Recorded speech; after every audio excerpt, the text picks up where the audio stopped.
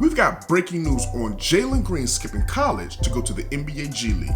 Now this right here is a monumental shift in the thinking of some of the top recruits who now have a different path to be able to go into the NBA farm system instead of going more traditional routes like going through the NCAA, as well as recent routes that we've seen with like LaMelo Ball and RJ Hampton, who decided to take their talents over to Australia. So on this journey, I'm going to break down my thoughts on Jalen Green, the top #1 prospect in the class of 2020, and how this decision from this young man could be a new start to a new trend. Let's get ready to rumble! Welcome back to Journey of a Ballaholic, the best talk show for basketball addicts. I'm your host, General Hannibal X. Now, if you're new on this channel, you're going to be getting my passionate and unfiltered opinion on the hottest NBA and college basketball topics. Now, if you're a ballaholic like me, go ahead and subscribe to the channel right now, but make sure you tap that notification bell so that you'll be updated when I drop new videos, which is every Monday and Friday at 6 p.m. Eastern Standard Time. Now, before we get too far into the video, go ahead to the comment section down below and let me know, what do you think about this new pathway? Do you think that this is going to be a recurring trend for some of the top players across the country? Are more of these elite players going to follow the path of Jalen Green? Let me know in the comment section below. Okay, so if you haven't heard the breaking news, the #1 recruit in the 2020 class, young Jalen Green, has decided he's taking his young talent not to college, not to be a pawn in the big scheme of the NCAA, not to go across seas and follow guys like LaMelo Ball and RJ Hampton. No. He's going to be the first of many probably to go the NBA Pathways program, which is going to be like a 1-year developmental program.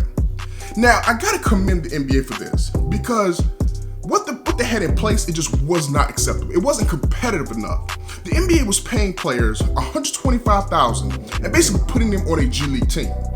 And to be honest with you, $125,000 isn't as competitive as you may think when you consider a lot of these players were getting paid under the table even more money than that from the college level. Some of these recruiters and boosters. Then you look at some of the options that they had as far as going overseas. The NBA realized they had to raise the price, #1, so they gave him a $500,000 contract plus endorsements, right? He'd be able to take advantage of his likeness, be able to take advantage of shoe deals where a guy like Jalen Green will definitely be able to get a 7-figure deal from a shoe company. But it wasn't just about the money though.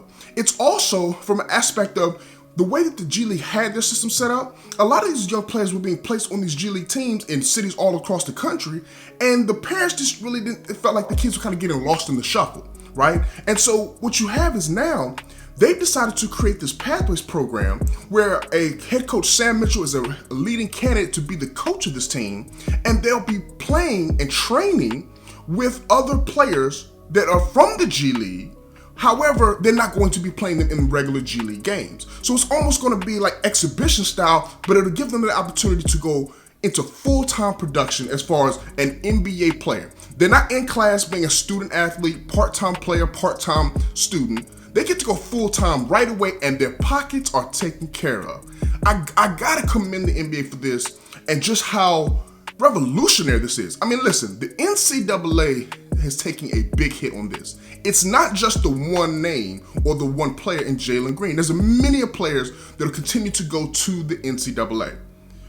But this right here is a eye-opening process when you consider the fact that now these players get to stay locally. They're getting compensated even better than what the NCAA could pay them under the table, and they get to take part and take advantage of their likenesses with the endorsements and all of the marketing dollars. I mean, a lot of these young kids have social media platforms that could generate them hundreds of thousands and millions of dollars just from the amount of followers that they have. I mean, a guy like Iman Bates, a guy like Jalen Green, some of these young players that are coming out, these players here and their platforms that they already have, listen, there's no reason why they shouldn't be making hundreds of thousands and millions of dollars right away.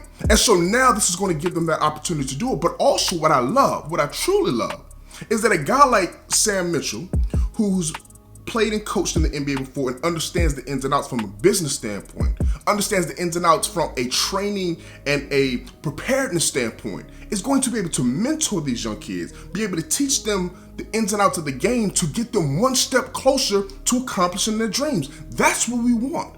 We want these young kids who are still just kids. We want these kids to be almost, not necessarily pampered, but you want them to be shaped and molded the right way so that they're able to springboard from high school into a professional career to the best of their ability. And I think this is what is going to be done with this NBA Pathways program.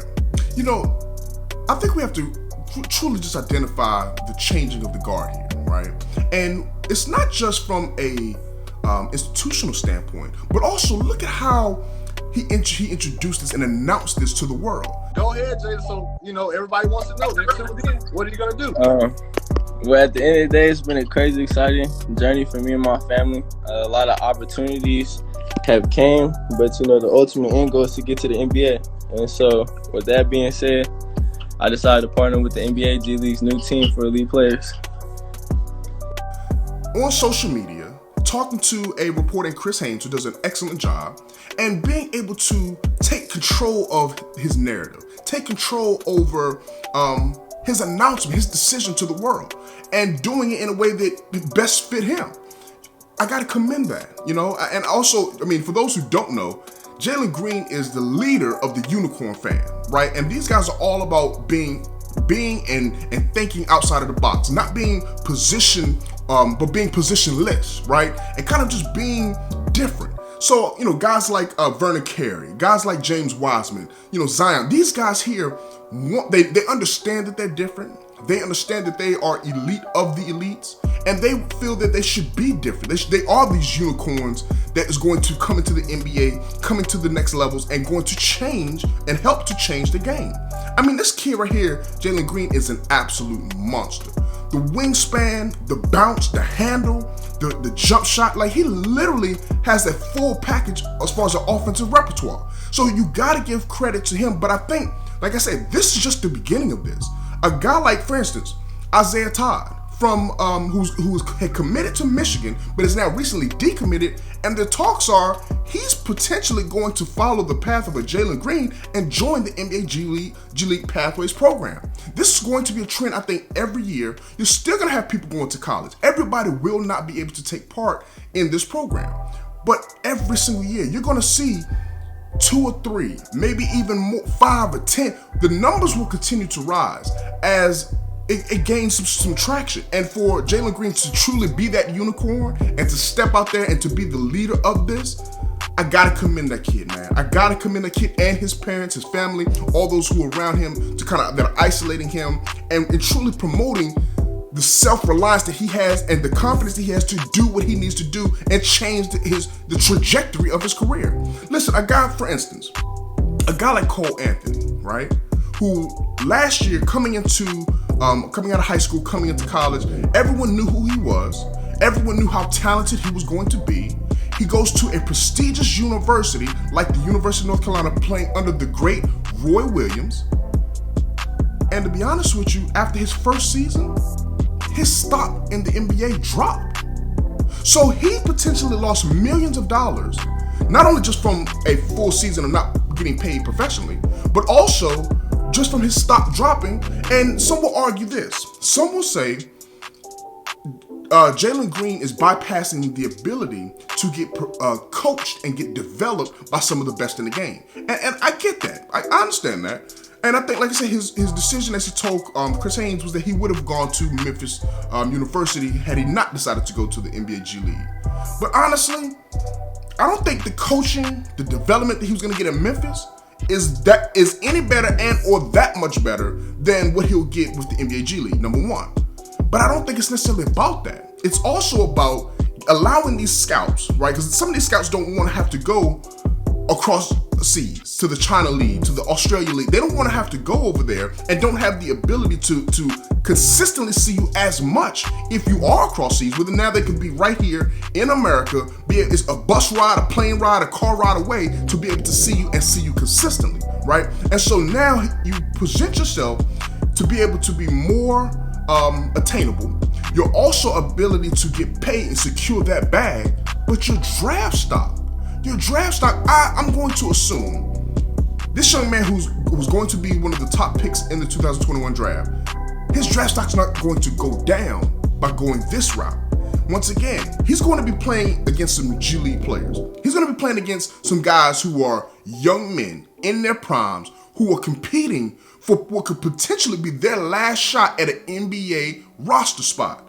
So the competition level he's playing against is, in my opinion, is going to be better than that of even, let's say, a Cole Anthony who went to college, went to play for a historic university like North Carolina in the ACC, and ultimately wound up dropping his draft stock to where Cole Anthony was almost a consensus top 3 pick coming into Carolina. And now, is Cole Anthony going to be picked in the top 5?